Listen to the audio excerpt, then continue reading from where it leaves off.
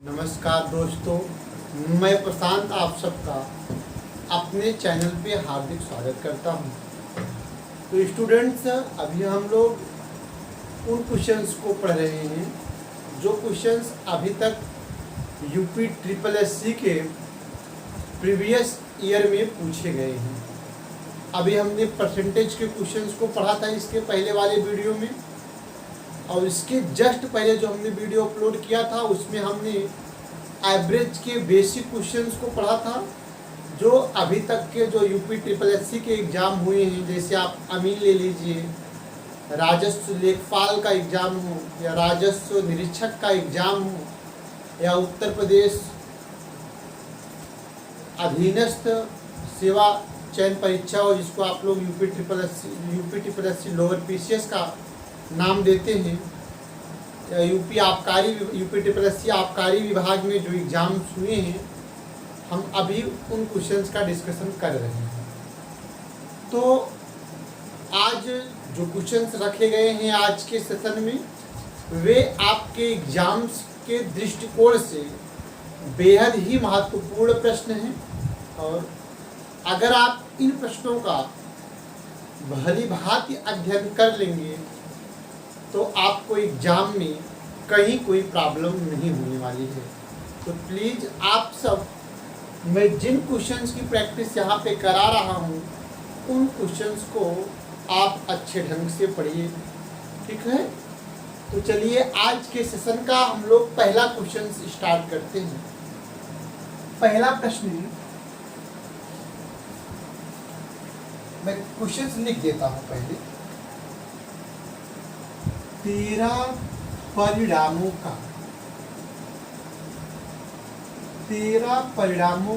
औसत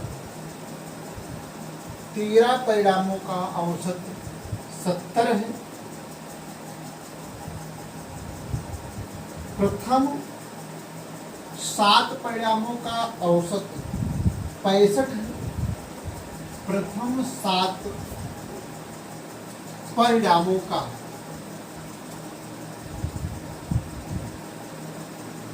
औसत 65 है, तथा अंतिम 7 परिणामों का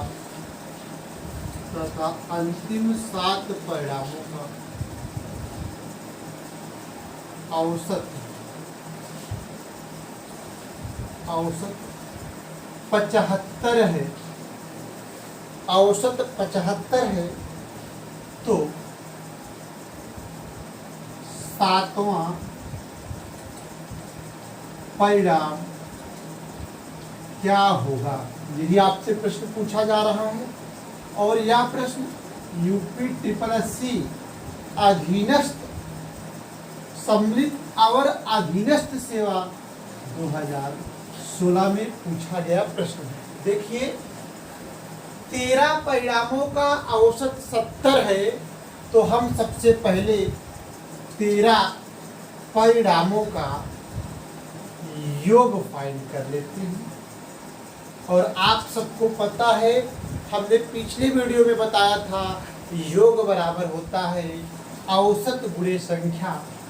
औसत है 70 और संख्या है 13, तो 13 परिणामों का योग होगा 13 जुम्मा 0, 13 6 78, 13 7 91।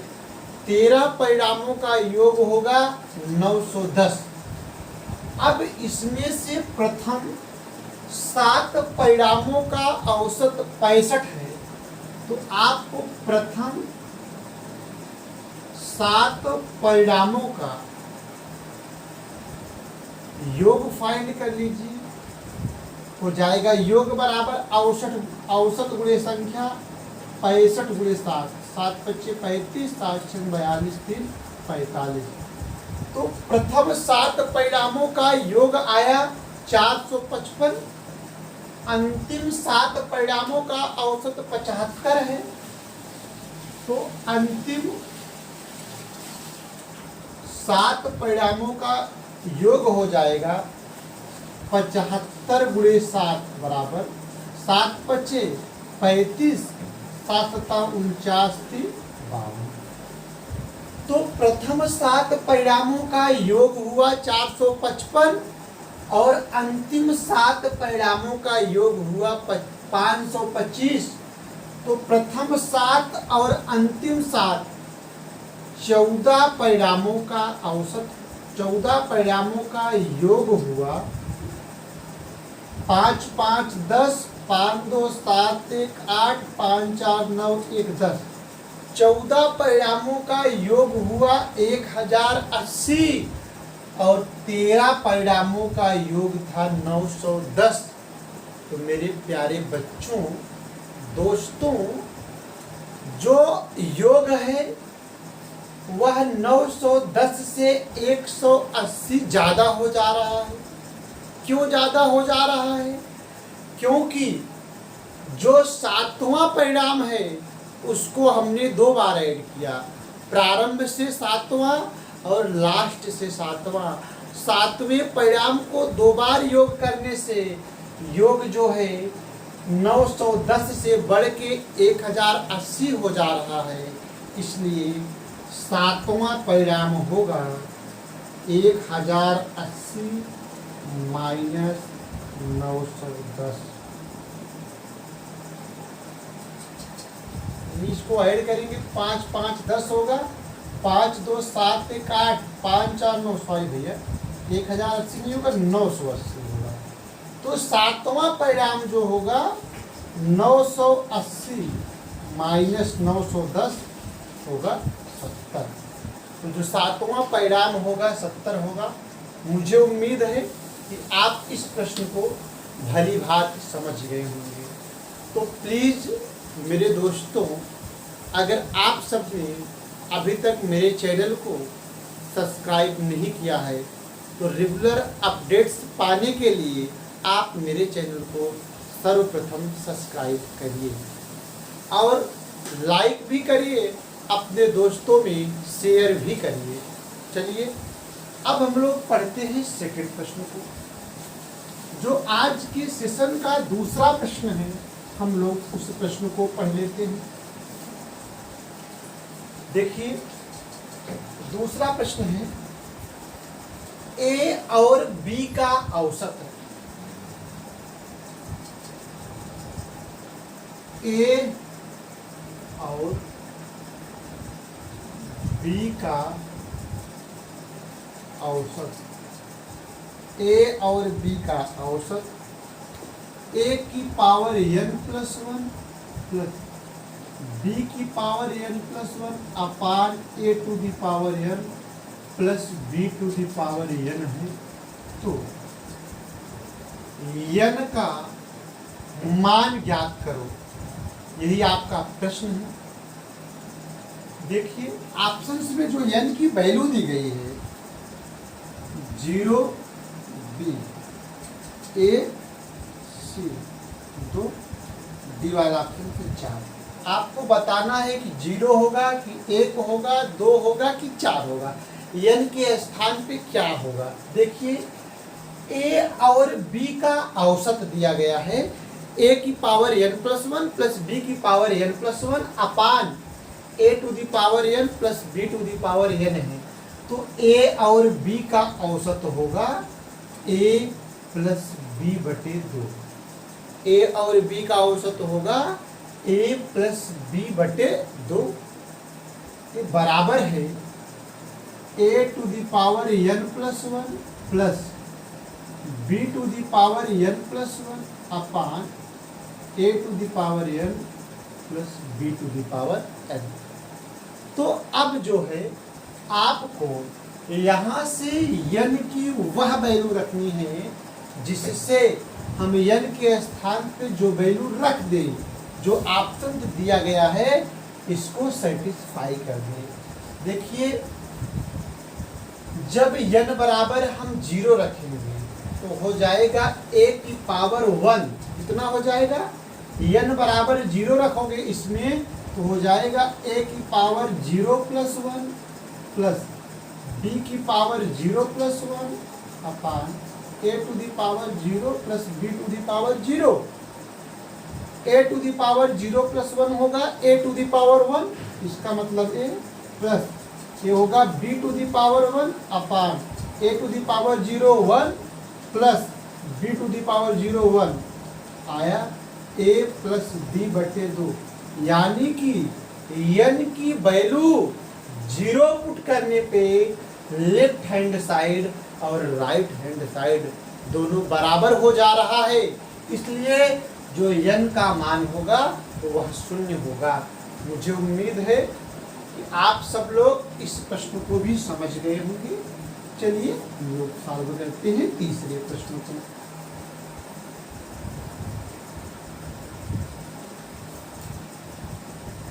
तीसरा प्रश्न है,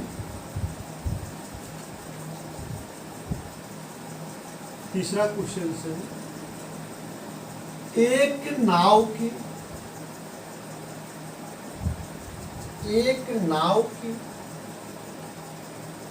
10 नाविकों में से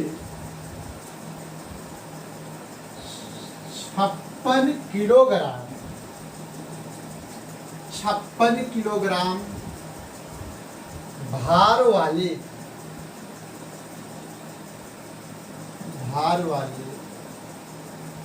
व्यक्ति के स्थान पर 56 किलोग्राम भार वाले व्यक्ति के स्थान पर एक नया व्यक्ति के आने से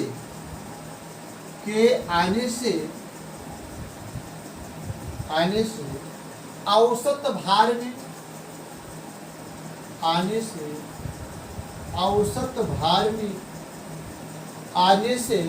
औसत भार में 800 ग्राम की वृद्धि हो जाती है।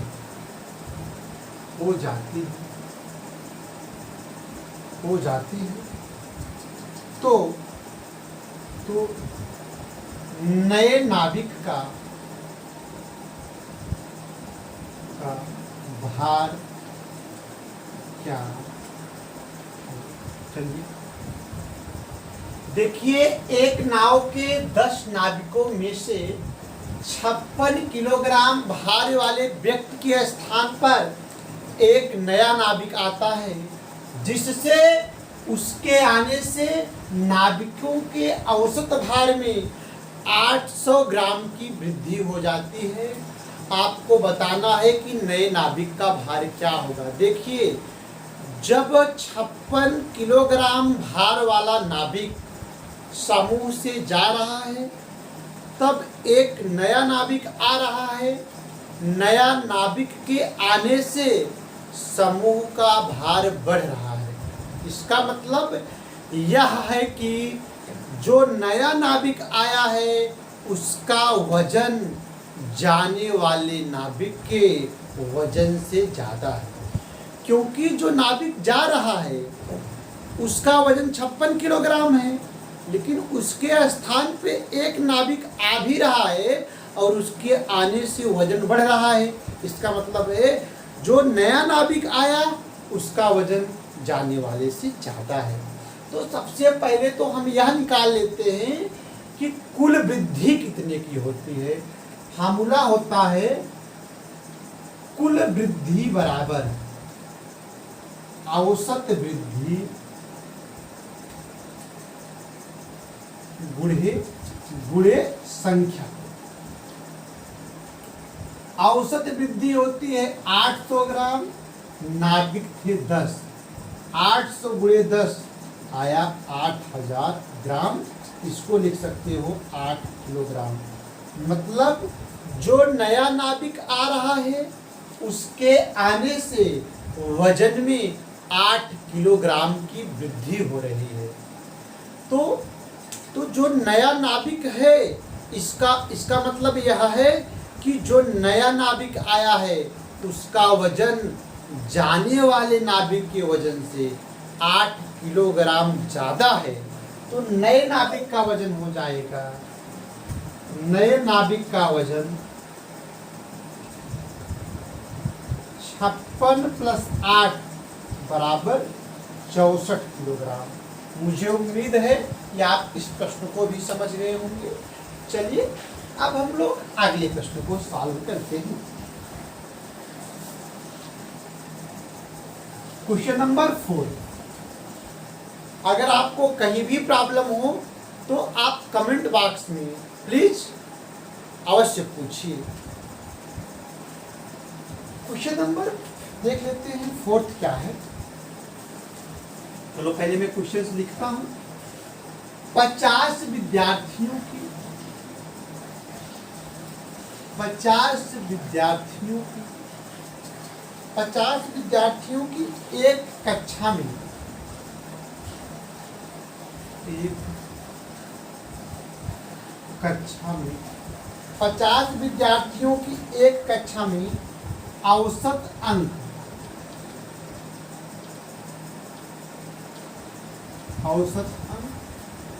72 है। औसत अंक 72 है। उस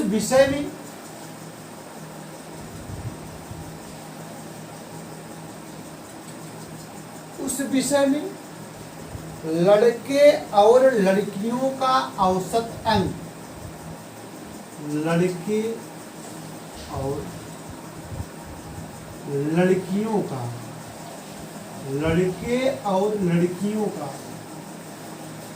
औसत अंक, लड़के और लड़कियों का औसत अंक 70 और 75 है। 70 और 75 है। तो कक्षा में लड़कों की संख्या ज्ञात करो। तो कक्षा में लड़कों की संख्या ज्ञात करो।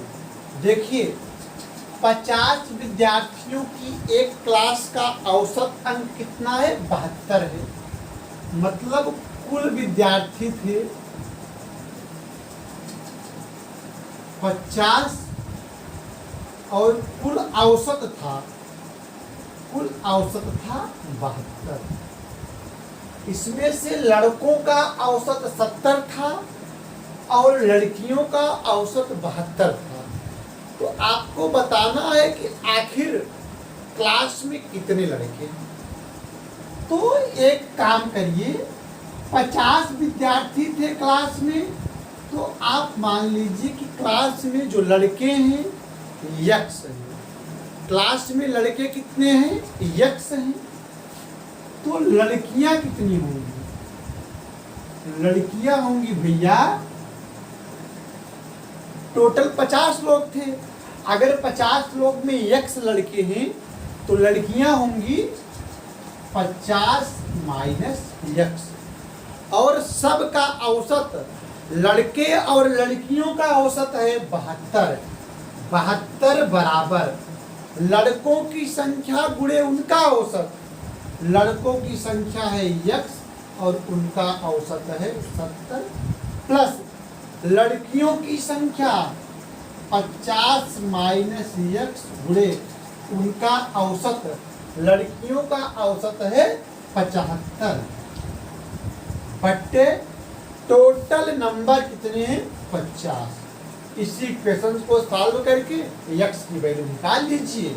जो यक्स की वैल्यू आएगी वही लड़कों की संख्या होगी। देखिए इसको हम लिख सकते हैं 72 × 50 बराबर 70 x plus 50 × 75 minus 75 x.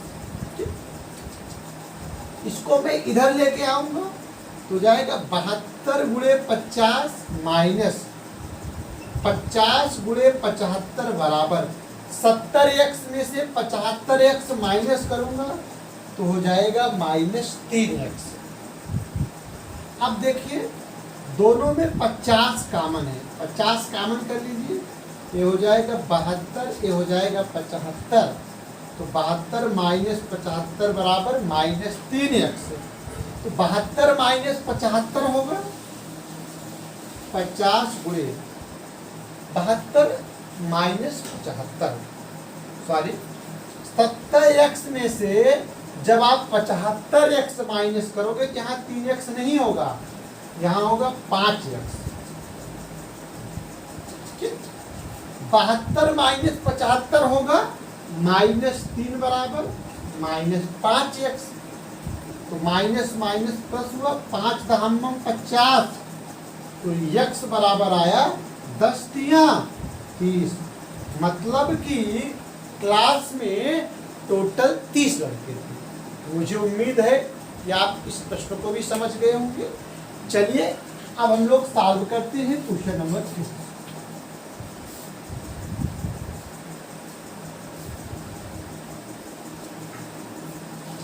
Question number 5 है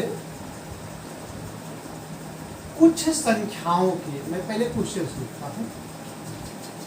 कुछ संख्याओं की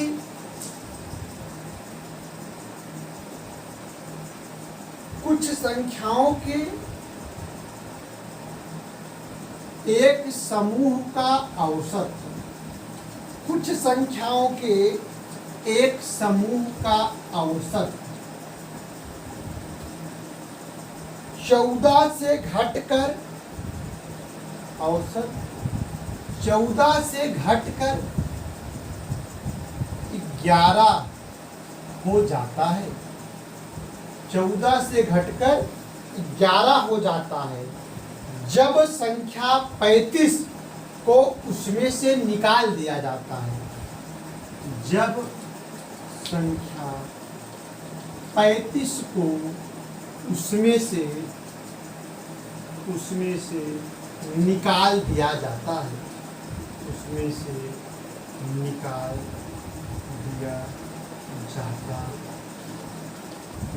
दिया जाता है। मूल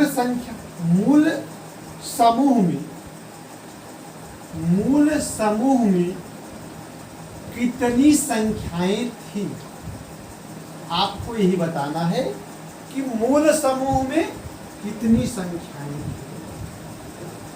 देखिए कुछ संख्याओं के एक समूह का औसत 14 से घटकर 11 हो जाता है जब संख्या 35 को उसमें से निकाल दिया जाता है। आपको बताना है कि मूल समूह में कितनी संख्याएं थी। तो मैं मान लेता हूं कि मूल समूह में x संख्याएं थी। अब देखिए और x संख्याओं का औसत 14 है, तो x संख्याओं का जो योग होगा वह बराबर होगा औसत गुणे संख्या की 14 गुणे x, मतलब कि 14x। x संख्याओं का कुल योग था 14x और जब उसमें से 35 माइनस कर दिया जाता है, जब संख्या 35 को उस माइनस नहीं, जब संख्या 35 को उसमें से निकाल दिया जाता है। ध्यान दीजिएगा, जब आप संख्या 35 को उसमें से निकाल देते हैं तो औसत जो है, औसत कितना हो जाता है 11 हो जाता है। तो ध्यान दीजिए, अगर पहले x संख्या थी, अब उसमें से एक संख्या निकल जाएगी तो संख्या बचेगी x माइनस 1। अब x माइनस 1 संख्याओं का औसत, संख्याओं का औसत 11 है। यह नहीं गया है, जब उसमें से मैं एक संख्या 35 को निकाल देता हूं तब औसत 14 से घटकर 11 हो जाता है। कहने का मतलब जब आप 35 वाली संख्या निकाल देते हो तब औसत हो जाता है 11। पहले x संख्या थी, एक संख्या निकाल दिए तो संख्या हो गई x माइनस 1 और अब x माइनस 1 संख्याओं का औसत 11 है, तो x माइनस 1 संख्याओं का जो योग हो जाएगा तो 11x-1 के बराबर होगा। देखिए, अब जो पहले x संख्याओं का योग था वो तो 14x है। अब जो एक संख्या कम करने पे यानी कि x-1 संख्याओं का जो योग है वह 11x-1 है। इसका मतलब यह है कि जो यहाँ पे योग था, अगर इसमें से हम 35 माइनस कर देंगे, इसके क्या होगा, बराबर होगा, क्योंकि 35 जो संख्या थी उसे निकाल दिया गया है। अतः 14x-35 बराबर 11x-1। इसी को सॉल्व कर लीजिए। 14x-35 बराबर 11x-11, 3x बराबर -11 + 35 24, x बराबर आया 8। तो समूह में पहले कितनी संख्याएं थी, 8 संख्याएं थी। मुझे उम्मीद है कि आप इस प्रश्न को भी समझ गए होंगे। चलिए अब हम लोग आज के सेशन का अगला क्वेश्चन सॉल्व करते हैं।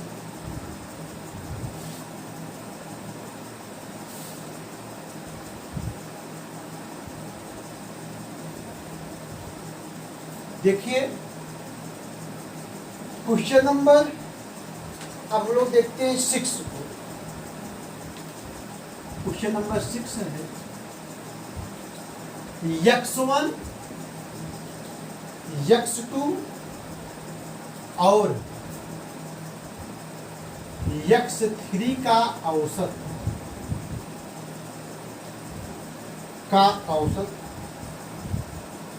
14 है। x2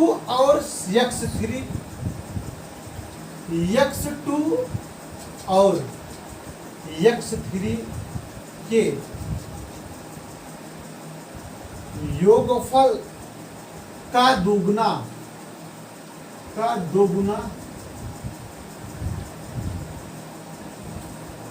50 है, का दोगुना 50 है।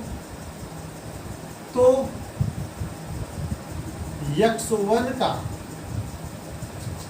क्या मान होगा?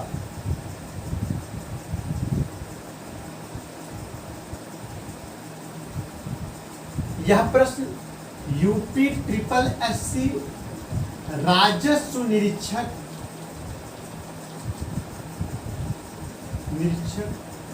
2016 में पूछा गया प्रश्न है। देखिए, x1, x2 और x3 का औसत 14 है, तो औसत बराबर होता है पदों का योग बटे पदों की संख्या। x1 + x2 + x3 बटे 3। x1, x2 और x3 का औसत होगा x1 + x2 + x3 बटे 3, और दिया गया है औसत 14 है, तो 14 बराबर हो जाएगा x1 + x2 + x3/3। तो यहाँ से x1 + x2 + x3 बराबर हो जाएगा 14 × 3 = 42। और एक चीज दिया गया है, x2 और x3 के योगफल का दोगुना 50 है। मतलब x2 और x3 का जो योगफल है, इसका जो दोगुना है वह 50 के बराबर है। मतलब x2 प्लस जो x3 है, 2 से इधर डिवाइड हो जाएगा, 50 में 2 से भाग दोगे तो आएगा 25। x2 प्लस x3 की वैल्यू कितना निकल के आई? 25। इसी x2 प्लस x3 की वैल्यू जो है हम इसमें रख देते हैं, तो x1 plus x2 plus x3 के स्थान पे हम पुट करेंगे 25 बराबर 42। तो x1 बराबर 42 - 25 बराबर 17। यही इस प्रश्न का आंसर है। मुझे उम्मीद है कि आज हमने जितने प्रश्न की सॉल्विंग कराया, सारे क्वेश्चंस आपको भली बात अच्छी तरीके से समझ में आ गए होंगे। प्लीज़ दोस्तों, अगर आप सबने अभी तक मेरे चैनल को लाइक, सब्सक्राइब और शेयर नहीं किया है तो प्लीज़ सब्सक्राइब करिए। Thank you for watching video.